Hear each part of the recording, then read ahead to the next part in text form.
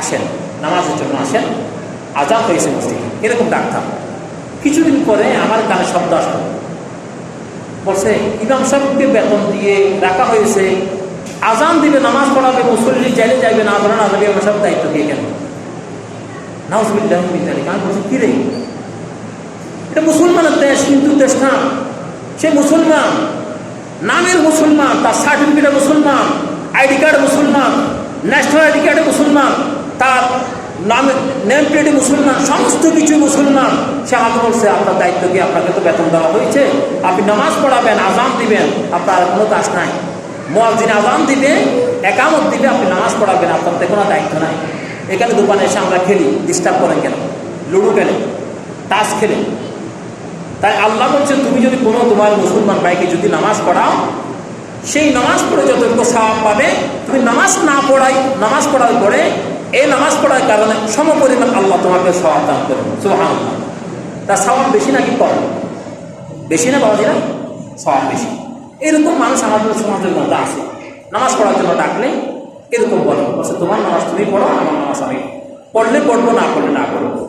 কিন্তু নামাজ যদি সমাজের মধ্যে যদি কায়েম হয়, তাহলে প্রত্যেককে নামাজ পড়ার জন্য রাষ্ট্রীয়ভাবে বলা হবে। কি এখানে যদি চেয়ারম্যান সাহেব যদি বলেন আজকে রাতে 10টার পর থেকে সমাজের মধ্যে কেউ চলাফেরা করতে পারবে না, তাহলে কেউ চলাফেরা করবে?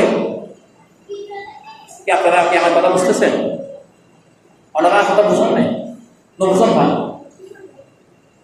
বুঝতে বুঝতে অসুবিধা না হয়। যদি চেয়ারম্যান সাহেব যদি বলে আজকে রাতে 10টার পর থেকে লালার কি এই জায়গার মধ্যে আমার এলাকায় 10টার পরে কেউ চলাফেরা করতে পারবে না, তাহলে কেউ চলাফেরা করবে? করবে না। কেন? চেয়ারম্যান সাহেব নির্দেশনা দিয়েছেন এই জন্য। তো রাষ্ট্রব্যাপী যদি নামাজের জন্য যদি হুকুম করা হয় আগামীকাল থেকে প্রত্যেকটি জায়গায় নামাজ বাধ্যতামূলক, এটা যদি বলা হয়, তাহলে সংসদ নামাজ পড়বে আজান হয়ে গেল। আমি এই আফ্রিকার যারা ফুটবল খেলে, যারা নামাজের মধ্যে নামাজের প্রতি উদাসীন নয়, নামাজের প্রতি যত্নবান, ফুটবল খেলার বল খেলতেছে, বল মারার জন্য সামনে গেছে, বল পায়ের মধ্যে লেগে গেছে, মুয়াজ্জিন সাহেব আল্লাহু আকবার আজান দিয়ে, আজানের যখন ধ্বনি তার কানে চলে গেলেন, বল এই জায়গায় রেখে কাপড় নিয়ে মসজিদে চলে গেলেন।